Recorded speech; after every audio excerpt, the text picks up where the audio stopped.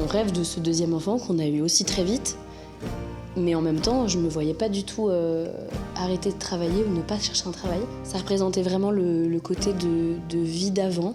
J'avais vraiment besoin de sentir que j'étais plus qu'une maman. Alors j'ai 29 ans, je viens d'une famille, on est 5 enfants, donc je suis plutôt d'une famille nombreuse.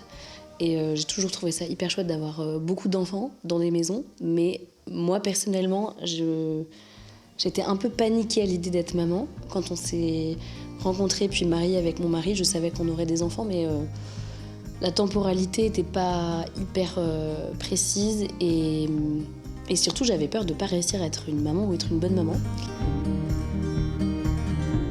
De pas bien les aimer, de pas gérer, de pas m'aimer moi aussi en tant que maman. C'était très important pour moi de continuer à travailler. Je me voyais pas être maman et abandonner tout ce que j'aimais dans ma vie aussi d'avant. On a attendu 2 ans avant d'avoir un bébé. Je me disais que pour être une bonne maman, il fallait que je sois au foyer, que je gère tout à la maison. J'ai une maman qui est hyper énergique, active, qui a l'air de gérer 5 vies en même temps. Et je me disais, en fait, si je veux être une bonne maman, je sais pas quelle personne je vais être et quelle personne je vais aimer.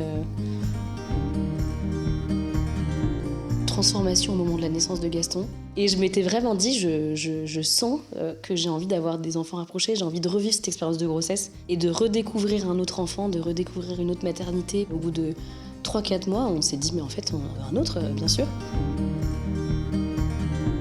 On rêve de ce deuxième enfant qu'on a eu aussi très vite. Mais en même temps, je me voyais pas du tout arrêter de travailler ou ne pas chercher un travail. Je pense que c'était un peu une façon de ne pas m'oublier, moi. Ça représentait vraiment le côté de vie d'avant qui me disait aussi, qui ne me résumait pas à juste ma maternité. Et j'avais vraiment besoin de sentir que j'étais plus qu'une maman. Et j'étais plus qu'une maman aussi socialement et professionnellement. Et il y a aussi tout ce côté de reconnaissance de voilà, en fait, je fais autre chose, même si c'était fabuleux d'être. J'ai eu la chance d'être avec lui jusqu'à c'est quasiment 6 mois, ce qui est génial parce que le congé mat aujourd'hui, c'est pas tout à fait ça.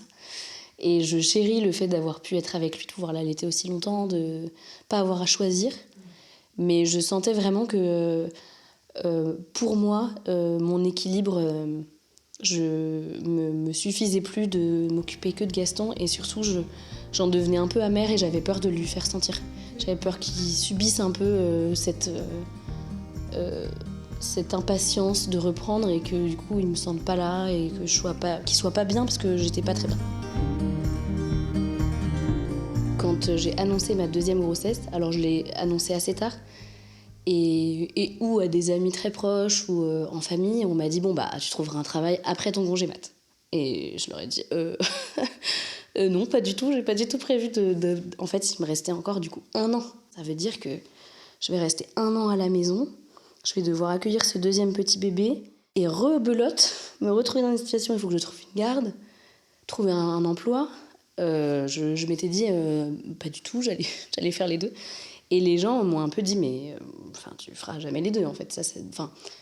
C'était vraiment pas du tout envisageable pour eux, presque irrespectueux pour les autres, d'imposer mon désir d'enfant, en gros, au monde du travail. Et de me dire, mais Diane, c'était même pas, tu trouveras pas parce que t'en es pas capable, c'était vraiment, mais pourquoi tu fais ça et pourquoi tu vas mettre toutes ces personnes-là dans cette situation ?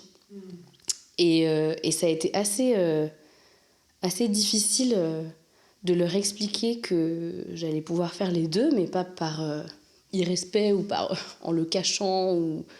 Parce que le but, c'était pas du tout de le cacher à mon employeur, même au moment du recrutement. De toute façon, bon, à 4-5 mois, ça commence un peu à se voir.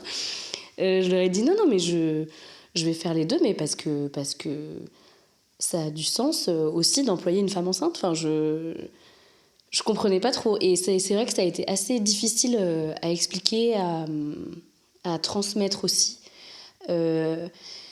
Et je me suis aussi un peu posé la question de jalousie de certaines mamans ou futures mamans qui, du coup, avaient calculé toute leur vie, toute leur grossesse en fonction de leur employeur, qui étaient peut-être un peu envieuses aussi que moi, je m'en fiche un peu et que le reste suivra, quoi. Mais j'ai senti que c'était pas très bien reçue, notamment parce que pas très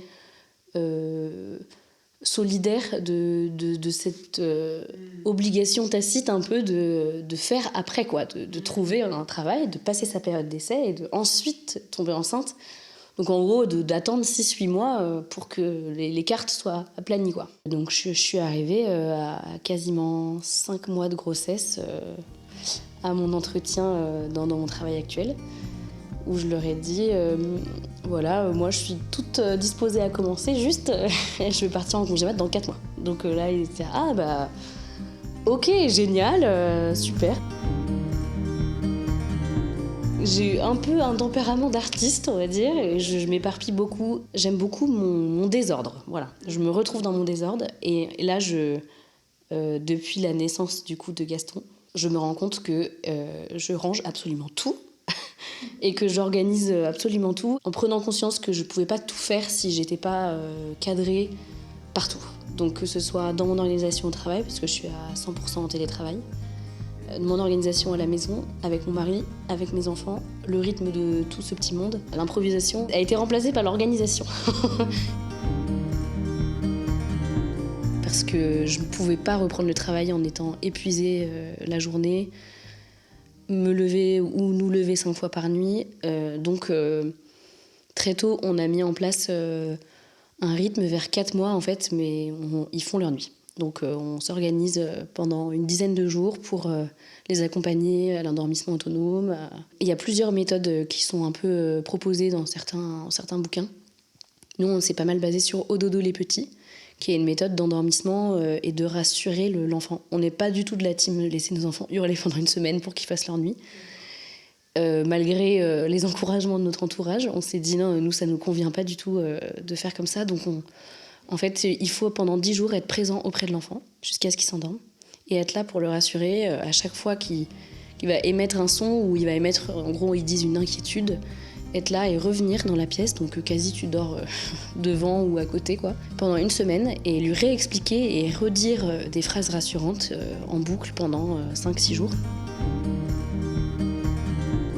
Avec nos rythmes, on ne pourrait pas aller les voir avant 7 heures. Toute la journée est rythmée sur 7 heures de lever. Les siestes sont rythmées, les déjeuners sont rythmés, les pauses, les goûters, le nombre de repas, etc.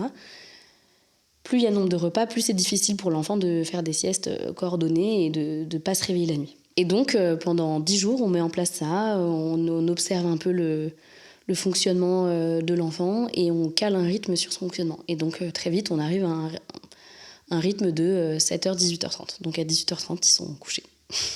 Et donc, à 4 mois, j'arrête de les allaiter la nuit parce que je sais que je vais reprendre le travail et que je ne vais pas pouvoir faire les deux en même temps. Donc, c'est un choix qui fait aussi, je pense, que mes allaitements s'arrêtent plus tôt. Donc vers 5 mois et demi, je pense que mon allaitement se tarit aussi parce que du fait de ces choix-là. Je n'ai pas fait un allaitement à la demande, donc c'est un renoncement aussi au fait de travailler.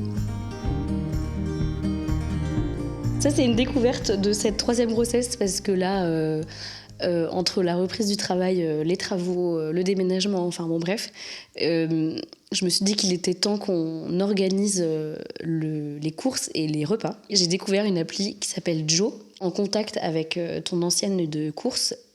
Remplis ton panier selon les recettes et tu peux appuyer sur commander, il arrive chez toi avec les quantités qu'il faut, les aliments qu'il faut dans les bonnes quantités. Tu peux commander le nombre de recettes que tu veux pour ta semaine. Si tu sais que t'es là que 3 soirs par semaine, ben, tu t'en commandes 3. T'as les ingrédients et t'as surtout une fiche recette qui te permet, comme dans mon cas, de donner la recette à ton mari et de lui dire voilà, tu peux t'en occuper.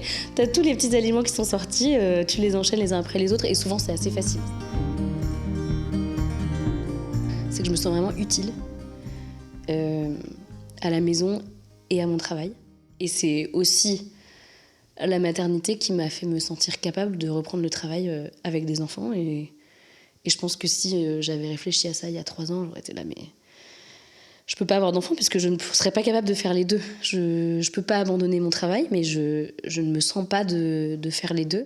Je prends beaucoup appui sur mon mari. Et c'est une chance que je réalise d'être 2. J'avais beaucoup hésité à reprendre enceinte du 2e dans un boulot hyper prenant en agence en 8-19. Bon. Sur le coup, ça a été un vrai renoncement parce que je voyais ça comme un propulseur de carrière et je m'étais dit, en fait, ça va m'épanouir professionnellement, cet épanouissement que je n'aurais pas forcément à la maison. Et le fait de choisir un travail plus sur mesure, sur le coup, ça a été un vrai chemin d'humilité de me dire, voilà, en fait, je vais pas être dans une boîte qui va me faire cravacher 8 jours semaine, 14 heures par jour, voilà. Et donc j'en puiserai peut-être pas tout ce que je veux en puiser, ou je vais pas devenir une meilleure version de moi-même professionnelle. Mais je me félicite vraiment d'avoir choisi ce travail parce qu'il m'a permis d'être épanouie en tant que maman. Et du coup, il me permet aussi d'être épanouie au travail. Je lui dirais de se faire confiance, déjà, mais surtout que son désir de maternité va grandir avec la maternité. Son instinct maternel, parce que j'étais persuadée que j'en avais pas, je me suis dit, bon, moi je sais pas faire. Je suis pas certaine d'avoir un instinct maternel, c'est pas trop un truc que je connais. C'est possible de réussir à devenir une maman, même si on n'avait pas l'impression d'être capable d'être maman au début.